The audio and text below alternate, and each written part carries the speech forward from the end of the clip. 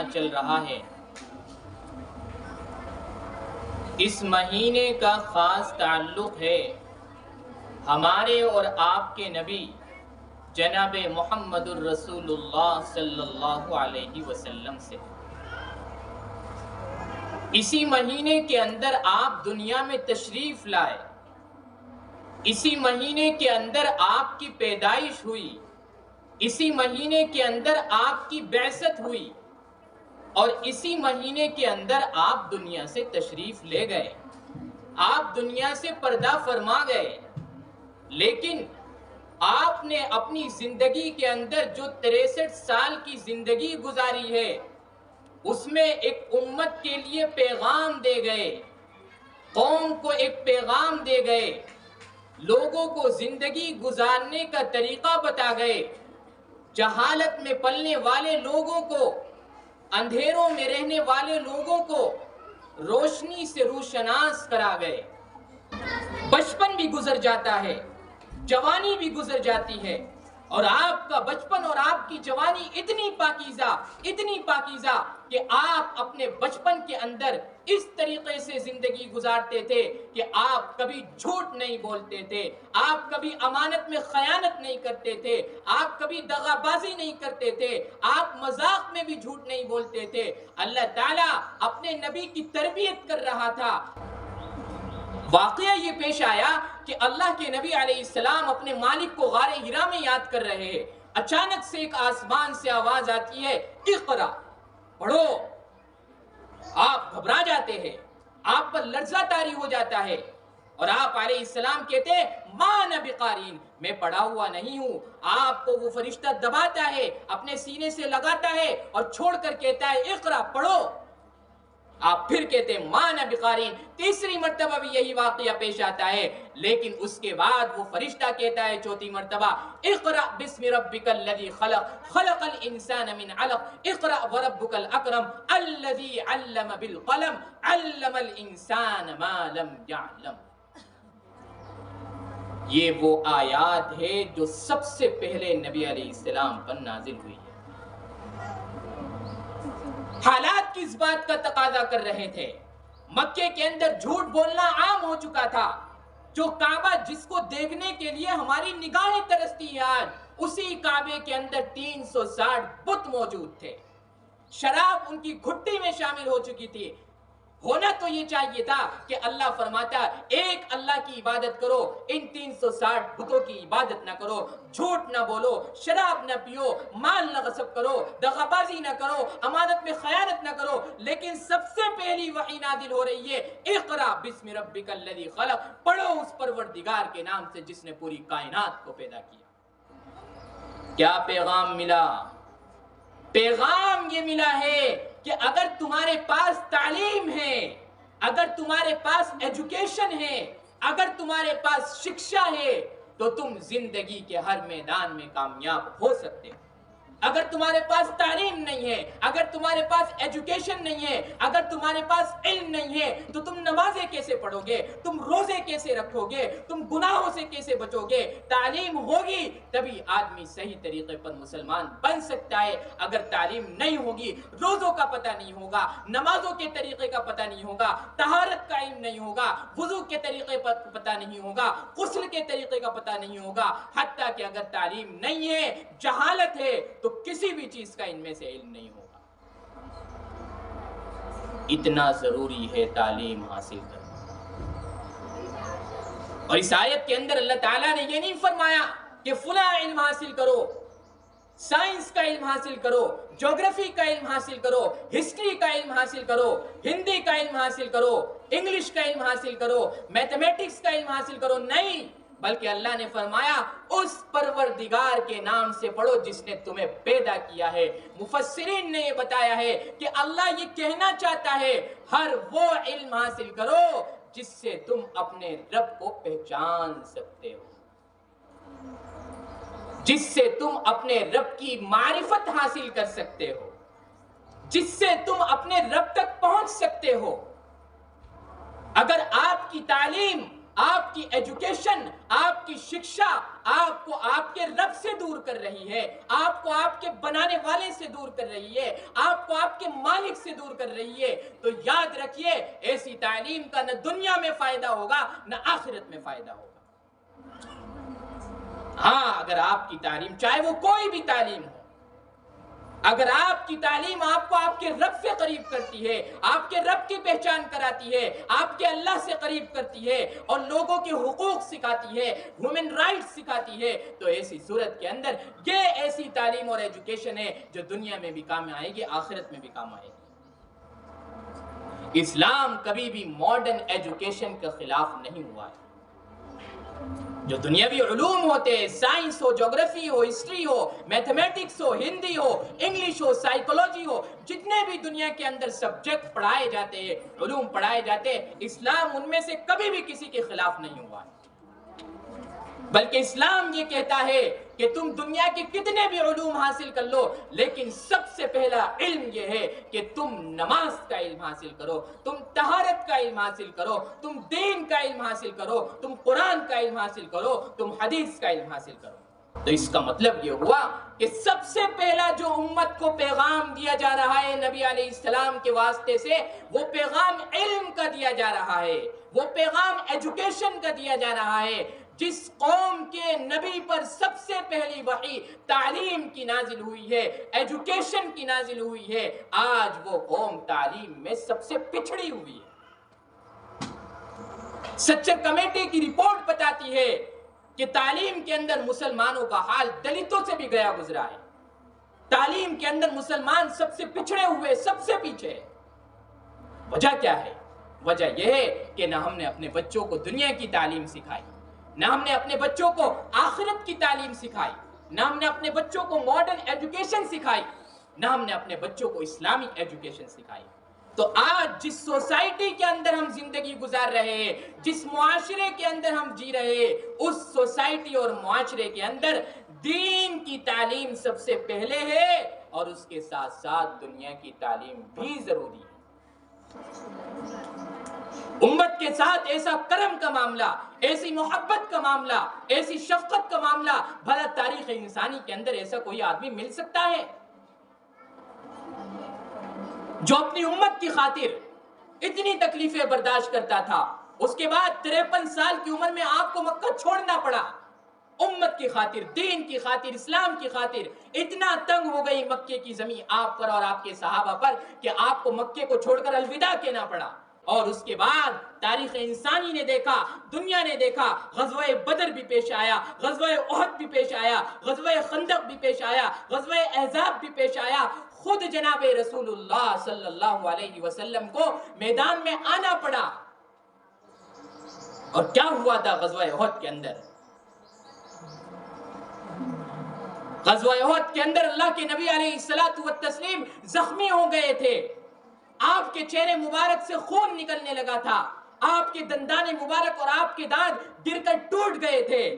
آپ علیہ السلام نے اس امت کی خاطر نہ دن دیکھا نہ رات دیکھا، ہر وقت آپ اس غم میں رہتے تھے، ہر وقت آپ کی یہ کڑن رہتی تھی، ہر وقت آپ کی یہ فکر رہتی تھی، ہر وقت آپ کی یہ آئیڈیولوجی رہتی تھی کہ کس طریقے سے میرا ایک ایک امتی مجھ پر ایمان لا کر کلمے کو پڑھ کر اپنے آپ کو جہنم سے بچا کر جنت میں جانے والا بن جائے۔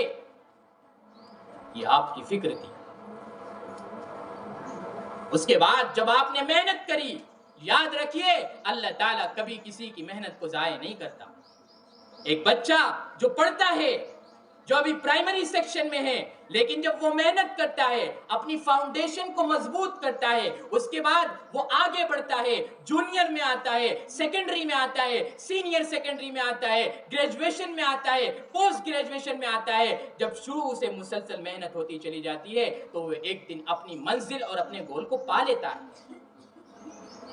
اللہ کے نبی نے جب محنت کری، اس کے بعد ایک زمانہ ایسا آیا جس زمانے کے اندر وہ مکہ جس سے آپ کو نکالا گیا تھا، وہ مکہ بھی فتح ہوا، اور اللہ کے نبی علیہ السلام اپنے 10,000 صحابہ کے ساتھ مکے کے اندر داخل ہو رہے ہیں، مکے کے دروازے سے داخل ہو رہے ہیں، مکے کے اندر جو غیر مسلم ہیں وہ سہمے ہوئے ہیں، وہ گھبرائے ہوئے ہیں۔ آج تو محمد اپنے تمام کیے ہوئے کا بدلہ لے لیں گے۔ ہم نے تو محمد کو یہاں سے بھگا دیا تھا، ہم نے تو ان کے صحابہ کو گھر سے دور کر دیا تھا، مدینہ ہجرت کرنے پر مجبور کیا تھا۔ آج تمام چیزوں کا بدلہ لیا جائے گا۔ ایک صحابی کی آواز آتی ہے، الیوم یوم الملحمہ، آج تو بدلہ لینے کا دن ہے۔ بدلہ لیا جائے گا ان لوگوں سے جنہوں نے ہمارے راستے میں کانٹے بچھائے تھے، بدلہ لیا جائے گا ان لوگوں سے جنہوں نے ہمارے نبی پر پتھر برسائے تھے، بدلہ لیا جائے گا ان لوگوں سے جنہوں نے ہمارے نبی کو ستایا تھا، بدلہ لیا جائے گا ان لوگوں سے جنہوں نے ہمیں اتنا ستایا، اتنا ظلم کیا،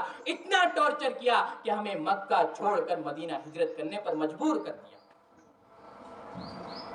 اللہ کے نبی علیہ السلام کے کانوں میں جب یہ آواز آئی، آپ نے صحابی کو ڈانٹا اور فرمایا، الیوم یوم المرحمہ، آج رحم کرنے کا دن ہے، آج فضل کرنے کا دن ہے، آج معاف کرنے کا دن ہے، آج کرم کرنے کا دن ہے۔ اور آپ نے یہ اعلان فرمایا، جو ابو سفیان کے گھر میں ہے اس سے بھی کوئی جنگ نہیں کی جائے گی، جو کعبے کے اندر موجود ہے وہ بھی محفوظ ہے، جو مکے کی گلیوں کے اندر موجود ہے اس سے بھی کوئی بدلہ نہیں لیا جائے گا، کسی سے کوئی بدلہ نہیں لیا جائے گا۔ آج سب کو معاف کیا جاتا ہے، لا تثریب علیکم اليوم، آج تم پر کسی طرح کی کوئی ملامت نہیں۔ یہ آپ کا کردار تھا، یہ آپ کا کریکٹر تھا، یہ آپ کی زندگی تھی، یہ آپ کا لائف سٹائل تھا، جس کے نتیجے کے اندر وہ تمام لوگ مکے کے اندر جو سہمے ہوئے تھے، ابھی تک ایمان نہیں لائے تھے، آپ کے اس کردار اور کریکٹر کو دیکھ کر ایمان لے آتے ہیں۔ اس کے بعد حجۃ الوداع آتا ہے۔ حجۃ الوداع کے اندر آپ جانتے ہیں کہ آپ کے سامنے کتنے لوگوں کا مجمع تھا؟ آپ کے سامنے 1.25 صحابہ کا مجمع تھا۔ 1,25,000 لوگوں کا مجمع آپ کے سامنے ہے، اور آپ اپنی زندگی کی ان کے سامنے، ان کے درمیان اپنی آخری تقریر اور اپنی آخری سپیچ پیش کر رہے ہیں۔ یہ کہاں سے آئے لوگ؟ کیا ایران سے آئے تھے لوگ؟ کیا فارس سے آئے تھے لوگ؟ کیا ملک شام سے آئے تھے؟ یہ وہی لوگ تھے جو کل تک آپ کے دشمن تھے، لیکن آج جب آپ کے کردار کو دیکھا، آپ کے کریکٹر کو دیکھا، تو آپ کی صف میں شامل ہو گئے اور ایمان کا کلمہ پڑھ لیا۔ اور یہی لوگ جو کل تک آپ کے دشمن تھے، آج آپ کے حکم پر اپنی جانوں کو نچھاور کرنے والے بن گئے۔ اکیلے تو تھے محمد، جب آپ کھڑے ہوئے تھے کون تھا آپ کے ساتھ؟ اکیلے تھے، صرف آپ کی اہلیہ آپ کے ساتھ تھی۔ یہ اکیلے محمد تھے جو مشن کو لے کر اٹھے تھے، جو پیغام کو لے کر اٹھے تھے، جو دین کا جھنڈا لے کر اٹھے تھے، جو اسلام کا کلمہ لے کر اٹھے تھے۔ اس کے بعد جب آپ نے محنت کری تو آج جب کہ حجۃ الوداع کا آپ خطبہ دے رہے تو آپ کے سامنے 1.25 لوگوں کا مجمع ہے، اور اپنی زندگی کی آخری سپیچ دینی ہے، آخری تقریر کرنی ہے۔ وہ ایک لمبی تقریر اور لمبی سپیچ ہے، اس کے اندر آپ نے ایسے ایسے پیغام دیے لوگوں کو۔ قربان جائیے اللہ کے نبی علیہ السلام پر، آپ علیہ السلام نے وہ پیغام دیا کہ آج اپنوں نے تو کیا ہی اعتراف، غیروں نے بھی اعتراف کیا ہے، غیر مسلموں نے بھی اعتراف کیا ہے کہ تاریخ انسانی کے اندر جب سے یہ دنیا بنی ہے، چاہے 5,000 کروڑ سال سے یہ دنیا ہے، چاہے کب سے یہ دنیا ہو، جب سے یہ دنیا بنی ہے، محمد جیسا اس سرزمین پر کوئی نہیں آیا۔ امریکہ کے ایک بہت بڑے آتھر ہیں، ایک بہت بڑے سائنٹسٹ ہے، ایک بہت پڑھے لکھے آدمی ہیں، اور مذہب کے اعتبار سے وہ عیسائی ہے۔ ان کا نام ہے doctor Michael Hart. Doctor Michael Hart نے کتاب لکھی ہے، اس کتاب کا نام ہے The 100، جس کا مطلب یہ ہے کہ اس کتاب کے اندر جب سے دنیا بنی ہے آج تک انہوں نے دنیا کے اندر جتنے بھی بڑے لوگ گزرے ہیں، تاریخ کے اندر جتنے بھی بڑے بڑے کام لوگوں نے کیے ہیں، ان میں سے اس کتاب کے اندر انہوں نے 100 لوگوں کا ذکر کیا، اور صرف ذکر ہی نہیں کیا ہے بلکہ اس کتاب کے اندر انہوں نے ترتیب سے کیا ہے کہ سب سے پہلے کون ہے، سیکنڈ نمبر پر کون ہے، تھرڈ نمبر پر کون ہے، فورتھ پر کون ہے، ففتھ پر کون ہے۔ اسی طریقے سے 100 لوگوں کی انہوں نے فہرست بنائی ہے، ایک لسٹ بنائی ہے۔ تو ڈاکٹر مائیکل ہارٹ نے جب اس کتاب کو ایک پروگرام کے اندر سب سے پہلے پیش کیا، جب کتاب کا انوگریشن ہوتا ہے، اجرا ہوتا ہے، تو وہ کتاب لوگوں کے درمیان پیش کی جاتی ہے۔ تو ڈاکٹر مائیکل ہارٹ اپنی سپیچ دیتے ہیں اور تقریر کرتے ہیں، اور تقریر کرتے ہوئے یہ کہتے ہیں کہ بہت سے لوگوں کو تعجب ہوگا، وہ کتاب تو انگلش میں ہے، میں اس کا ٹرانسلیشن کر رہا ہوں، کہ بہت سے لوگوں کو یہ تعجب ہوگا کہ میں نے اس کتاب کے اندر سب سے پہلے جس شخصیت کا ذکر کیا ہے، جس نام کو لکھا ہے، وہ عیسیٰ علیہ السلام نہیں ہے، وہ موسیٰ علیہ السلام نہیں ہے، بلکہ وہ محمد صلی اللہ علیہ وسلم ہے۔ ڈاکٹر مائیکل ہارٹ مذہب کے اعتبار سے عیسائی ہے، لیکن اس کے باوجود وہ یہ کہتے ہیں میں نے سب سے پہلے جس شخصیت کو چوز کیا ہے، جس شخصیت کو منتخب کیا ہے، جس کے نام کا ذکر کیا ہے، اس کا نام محمد صلی اللہ علیہ وسلم ہے، کیونکہ مجھے پوری تاریخ کے اندر کوئی ایسا آدمی ملتا ہی نہیں جو محمد جیسا ہو، پوری تاریخ کے اندر مجھے کوئی ایسا آدمی نہیں ملتا جو محمد جیسا باپ ہو، محمد جیسا شوہر ہو، محمد جیسا بیٹا ہو، محمد جیسا قائد ہو، محمد جیسا لیڈر ہو، محمد جیسا بانی ہو، محمد جیسا بادشاہ ہو، محمد جیسا حاکم ہو، محمد جیسا جج ہو۔ پوری تاریخ اور ہسٹری کے اندر، اتہاس کے اندر مجھے ایسا کوئی ملا ہی نہیں، اس لیے میں نے سب سے پہلے محمد کا نام ذکر کیا ہے۔ یہ غیروں نے اعتراف کیا ہے۔ یہ ہماری بدنصیبی ہے کہ ہم نے نبی کی تاریخ کو نہیں پہچانا، سیرت النبی سے ہمارا کوئی واسطہ نہیں ہے۔ جو غیر مسلم پڑھے لکھے ہوتے ہیں وہ ہمارے نبی کے بارے میں ہم سے زیادہ جانتے ہیں، وہ ہمارے نبی کی زندگی کو پڑھتے ہیں، وہ ہماری نبی کی زندگی پر لکھتے ہیں، وہ کہتے ہیں کہ محمد جیسا کوئی دنیا کے اندر آیا ہی نہیں ہے، وہ کہتے ہیں کہ محمد نے جو حقوق دنیا والوں کو دیے ہیں، وہ بتاتے ہیں کہ محمد نے جو حقوق عورتوں کو دیے ہیں وہ کسی نے عورتوں کو حقوق نہیں دیے ہیں۔ یہ شکایت ہے ہماری، نہ بچے پڑھتے ہیں نہ بڑے پڑھتے ہیں۔ چلو اگر بڑے ہو گئے نہ پڑھ سکے تو کم سے کم جو بچے پڑھ رہے ہیں، جو ہمارے یہاں پڑھ رہے ہیں، کہیں بھی پڑھ رہے ہیں، اسکول میں پڑھ رہے ہیں، کالج میں پڑھ رہے ہیں، یونیورسٹی میں پڑھ رہے ہیں، کون سی ایسی چیز ہے جو آپ کو سیرت النبی کو سمجھنے اور پڑھنے میں رکاوٹ بنتی ہے؟ آپ سے اردو نہیں آتی، نہیں آئے، کیا ہندی کے اندر کتابیں موجود نہیں ہیں سیرت النبی کی؟ کیا انگلش کے اندر کتابیں موجود نہیں ہیں سیرت النبی کی؟ بے شمار کتابیں موجود ہیں، لیکن ہم نے اپنے نبی کو نہیں پہچانا۔ جس نبی کے ہم امتی ہے اس نبی کو نہ پہچان پائے تو کل قیامت کے دن رب کے سامنے کیا منہ دکھائیں گے؟ اگر رب تعالیٰ نے یہ سوال کر لیا بتا میرے نبی کی زندگی کیا تھی، میرے نبی کا لائف سٹائل کیا تھا، میرے نبی کا کریکٹر کیا تھا، میرے نبی کا کردار کیا تھا، آپ کا اپنوں کے ساتھ کیا سلوک تھا، آپ کا غیروں کے ساتھ کیا سلوک تھا، آپ کا اپنی گھر والیوں کے ساتھ کیا سلوک تھا، آپ کا اپنے بچوں کے ساتھ کیا سلوک تھا، آپ کا اپنے صحابہ کے ساتھ کیا بیہیویئر تھا؟ سوال کر لیا تو کیا بتائیں گے کہ ہم نے نہیں پڑھا، ہم نہ پڑھ سکیں؟ یہ عذر نہیں چلے گا۔ پڑھنا پڑے گا، سمجھنا پڑے گا، یاد کرنا پڑے گا، اس کو اپنی عملی زندگی کے اندر، پریکٹیکلی لائف کے اندر اتارنا پڑے گا۔ حجۃ الوداع کا جب آپ خطبہ دے رہے ہیں تو آپ کیا فرما رہے ہیں؟ حجۃ الوداع کا خطبہ دیتے ہوئے آپ فرما رہے ہیں اے لوگو دیکھو چھوٹوں پر ظلم نہ کرنا، اے لوگو دیکھو غریبوں پر ظلم نہ کرنا۔ اگر تم مالدار ہو، اللہ نے تمہیں وسعت دی ہے تو یہ ابدی نہیں ہے، تمہارے پاس ہمیشہ نہیں رہے گا، مال چلا جائے گا۔ یہ عزت، یہ شہرت، یہ دنیا، یہ بلندی، یہ رتبے، یہ بادشاہت، یہ زمین، یہ جائیداد، یہ پراپرٹی سب ختم ہونے والی ہے۔ باقی رہنے والی ذات صرف اللہ کی ہے، اس کے علاوہ کوئی اس دنیا میں باقی نہیں رہا۔ اگر اس دنیا کے اندر کوئی باقی رہا ہوتا تو سب سے زیادہ حق تو انبیاء کو تھا، لیکن وہ بھی دنیا سے چلے گئے، سب دنیا سے چلے جائیں گے۔ اور آپ علیہ السلام نے ایک پیغام دیا مساوات کا، ایکوالٹی کا۔ آپ نے فرمایا کسی عربی شخص کو کسی عجمی شخص پر کوئی فضیلت حاصل نہیں ہے، کسی کالے کو گورے پر کوئی فضیلت حاصل نہیں ہے، کسی مالدار کو غریب پر کوئی فضیلت حاصل نہیں ہے، کسی اونچے عہدے والے کو نیچے عہدے والے پر کوئی فضیلت حاصل نہیں ہے۔ فضیلت کا معیار مالدار ہونا نہیں ہے، فضیلت کا معیار حسب و نسب والا ہونا نہیں ہے، فضیلت کا معیار گورا ہونا نہیں ہے، بلکہ فضیلت اس شخص کو حاصل ہے ان اکرمکم عند اللہ اتقاکم، تم میں سب سے زیادہ قابل احترام، معزز، ریسپیکٹیبل اللہ کے نزدیک وہ ہے جو تم میں سب سے زیادہ اللہ سے ڈرنے والا۔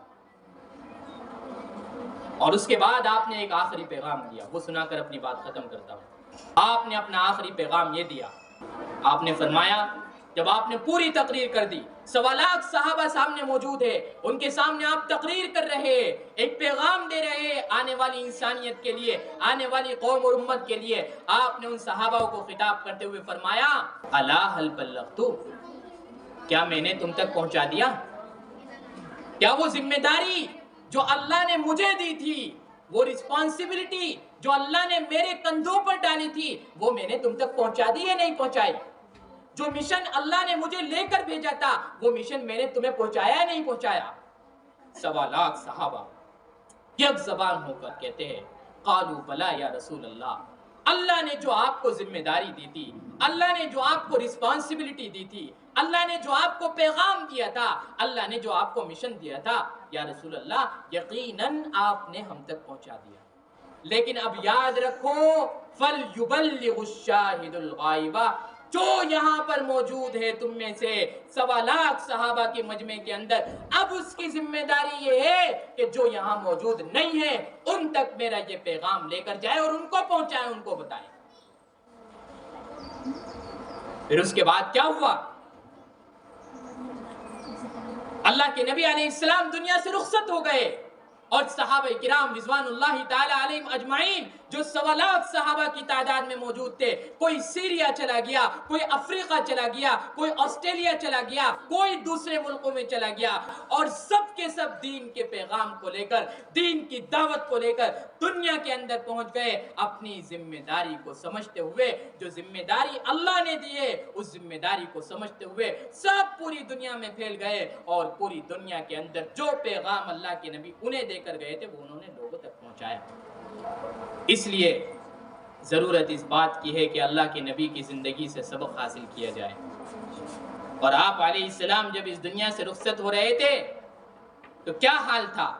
آپ جب پردہ فرما رہے تھے، آپ کی جب وفات ہوئی تو وہ صحابہ کرام جو آپ علیہ السلام کے لیے اپنی جانوں کو نچھاور کیا کرتے تھے، اپنے مال کو قربان کر دیا کرتے تھے، اپنے بیوی بچوں کو قربان کر دیا کرتے تھے، وہ صحابہ کرام رضوان اللہ تعالی علیہم اجمعین آپ کی وفات سے آواز باختہ ہو جاتے ہیں، آپ کی وفات سے غم میں آ جاتے ہیں۔ حضرت عمر کا تو یہ حال تھا کہ مدینے کی گلیوں میں یہ اعلان کرتے پھر رہے تھے اگر کوئی شخص یہ کہے گا کہ محمد اس دنیا سے چلے گئے، اس کی گردن تلوار سے اڑا دوں گا۔ اس کے بعد ابو بکر صدیق رضی اللہ تعالیٰ عنہ منبر رسول پر کھڑے ہوتے ہیں مسجد نبوی میں، اور صحابہ کو جمع کرتے ہیں اور یہ اعلان کرتے ہیں من کان یعبد محمد فإنہ قد مات، جو محمد کی عبادت کیا کرتا تھا، جو محمد کی پرستش کیا کرتا تھا، وہ کان کھول کر سن لے محمد اس دنیا سے رخصت ہو چکے ہیں۔ ومن کان یعبد اللہ فإنہ حی لا یموت، اور جو اللہ کی عبادت کیا کرتا تھا وہ اللہ ہمیشہ سے